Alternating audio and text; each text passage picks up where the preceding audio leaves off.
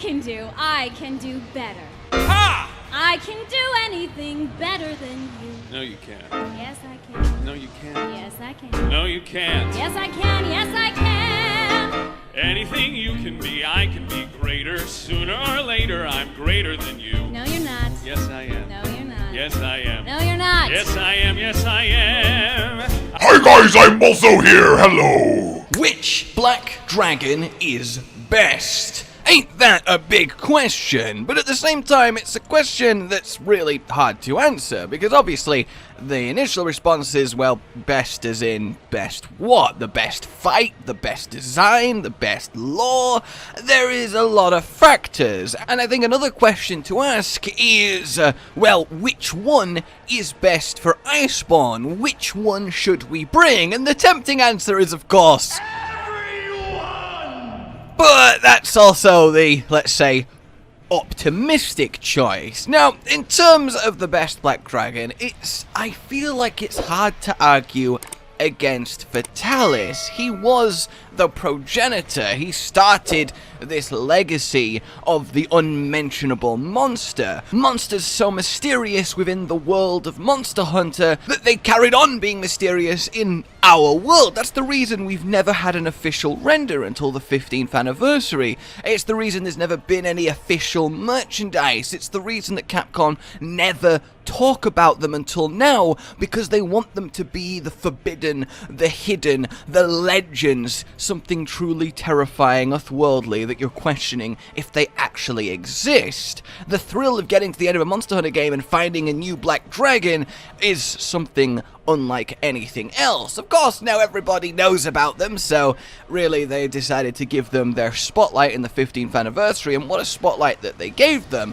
At the 15th anniversary event, there was just so much cool info on them. Most of it we already knew, but renders and artwork and, you know, the ethos of why they designed them. Fatalis, of course, they just wanted your classic dragon. They had the wyverns to make it feel more monstery, more natural, more realistic, but they wanted, you know, let's just do a fuck-off powerful dragon.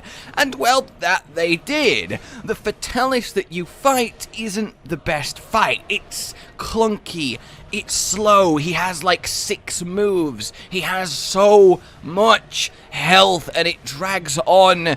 But that's with today's lens. Back then, it was eclectic. It was, oh my god! This thing is so powerful, it has a force field that kills me when I go near it! No, that's not because hitboxes are awful! But it still was fantastic, because you fought it in this desolated castle, a kingdom that it had destroyed by itself, miles around, barren of life, because everything from the smallest to the largest is terrified of this Armageddon on legs.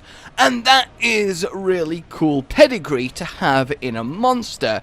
Something that isn't quite explainable for once, that really does stand above everything else. And it's hard for subsequent Black Dragons to match up to that in terms of stature, because, well, you can't match up to the one that stands above all. But when you start to look, as I said, at the gameplay, Fatalis just doesn't hold up. Crimson doesn't. White Fatalis is a bit better. Dragon Lightning Pillars is awesome, and honestly, imagining them represented in a world and the eclipse in the sky. I mean, this dragon causes a bloody eclipse by its presence, god damn it. But, you know, they're not the most exciting adventures. Whereas when you move to the likes of Miralis and Alatreon, things get a lot more interesting. We're 2 generations later on now, and they can start to get a lot more creative. With Alatreon, the idea was a dragon that you are not sure what color it is. People report it as being red or white or blue, and that's with its elemental changing. They wanted it to add its own layer of mystery by its own unstable properties. But then also they just went, give it all of the things. And it's cool to hear the Capcom devs essentially say, Black Dragons, yeah, we basically just thought what would be really neat and then threw it on a monster. That was the guiding principle, and that comes across with the Black Dragons because they are the rule-breaking dragons. They don't have to be justified. They are the ones that get to just be like, fuck it, let's just do ridiculousness. I will be the one to decide. And really, there's nothing more ridiculous than Fatalis' tongue. And no, I will not stop putting that in literally every video that I talk about Fatalis, because I love it. And with Alatreon then, you have dragon attacks, lightning attacks, ice attacks, and of course, fire attacks. But again, he still has a fairly shallow move pool. He only has the one dragon attack, and it's essentially just a physical attack cloaked in dragon. One big fire plume. His ultimate attack, the hailstorm, isn't that potent. Visually, he's fantastic. One hell of a majestic horn. But he isn't the most, again, involved fight. And that seems to be a theme with the Black Dragons. They don't do a lot per se in terms of breadth of moves, but they are iconic. They hit hard and they're intense because everything they do is ridiculous. And to be fair, that's not the worst design philosophy in the world. And actually with Alatreon, what's interesting is that they like to live not just in volcanoes and extreme environments like that, they apparently can live underwater because the pressure is extreme and nothing but the Alatreon can survive it, so it gets to be alone. The Alatreon enjoys being alone so much it sits at the bottom of the ocean where nothing else can survive the pressure. Is that not just the most relatable thing you've ever heard? But I think that is really cool. He just seeks out extreme hostile environments, not because he particularly likes them, but he does like that no one else is there. Oh, Alatreon, what you like? So, it is nice to get little extra lore tidbits. Of course, I've given each of these Black Dragons their own lore rundown if you're interested in the very nitty-gritties of their behavior, biology, their makeup. But in terms of Alatreon, he is, I think, the best fight. Miralis, of course, has the underwater combat, and that's a whole other kettle of fish, and whether you like underwater combat or not very much defines if you like that fight. His Armageddon Rain is fantastic, giving a dragon magma mortar shooters where wings should usually be is great, and he is directly based off the frame of Fatalis, directly related to him, unlike Alatreon. And Alatreon does use, well, the Kushala, the Velkhana, look, the skeleton, and the thing is, the render in the video very much is different in shape to his actual model, which means it might be a new one. Don't what? Don't give me hope. And while I would love to give you that hope, the closer-up image they had at the event does show the old one, and it was probably just the blur on the video that made it look different, so yeah, at least for now, Alatreon seemingly doesn't have the new model, just old Fatalis. I realise I've not talked about Miralis as much, but that's because he just isn't coming back. They've said that. While there isn't underwater combat, there won't be Miralis, and while it's something that'd be open to retooling in the future, it's certainly not going to happen for Iceborne, so he automatically gets eliminated from the who's best for Iceborne contention. The leak list, I have to admit, is starting to look weaker and weaker by the day, and really that just leaves Fatalis, who is there shiny and new in his brand new ridiculously detailed model. So I don't think the question which Black Dragon is best for Iceborne is fair, because the answer has to be Fatalis, because that's also the answer to the which Black Dragon are we likely to get, and it's likely by far. But if I ignored the evidence, I would have to give the nod to Alatreon, because while Fatalis would benefit massively from having an encounter that befits the status of his lore, getting that Lunastra fight upgrade, the idea of Alatreon's elemental shenanigans being expanded upon and being represented in World's graphics, imagining his Dragon Cloak charge but looking like Savage Devil Joe's Dragon Cloak head, is just eclectic to me.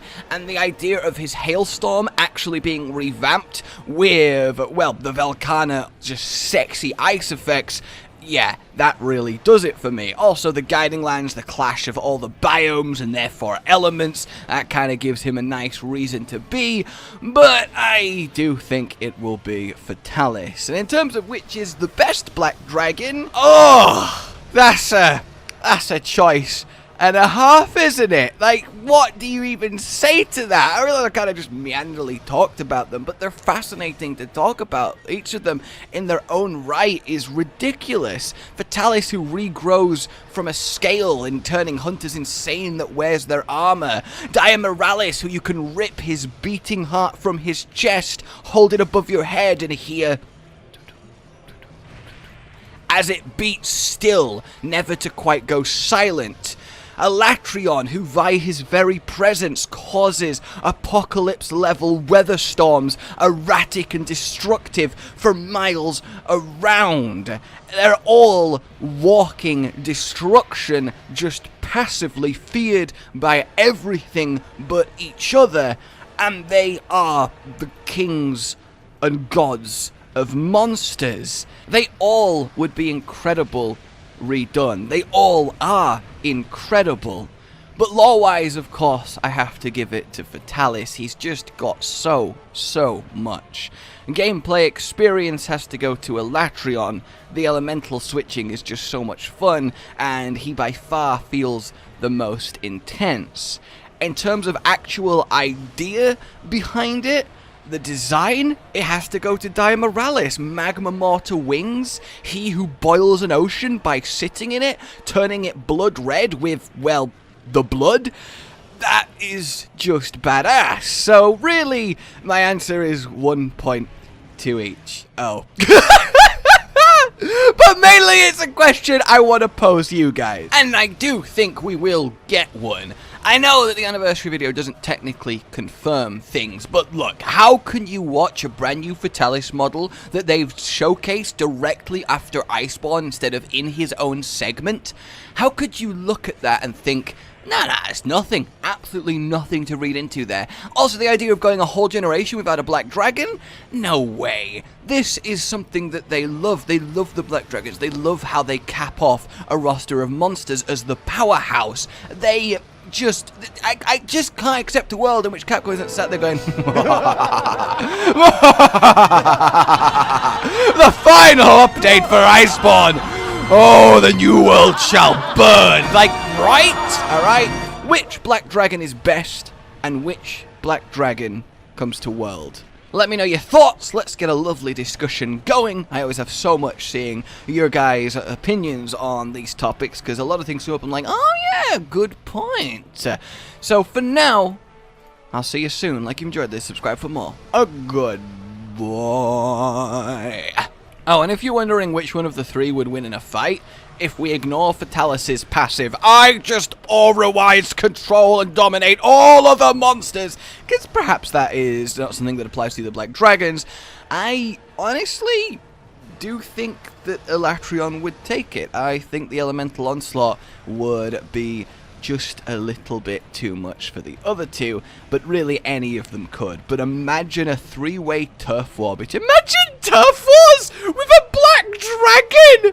It just pops up! It's not a turf war, it's just...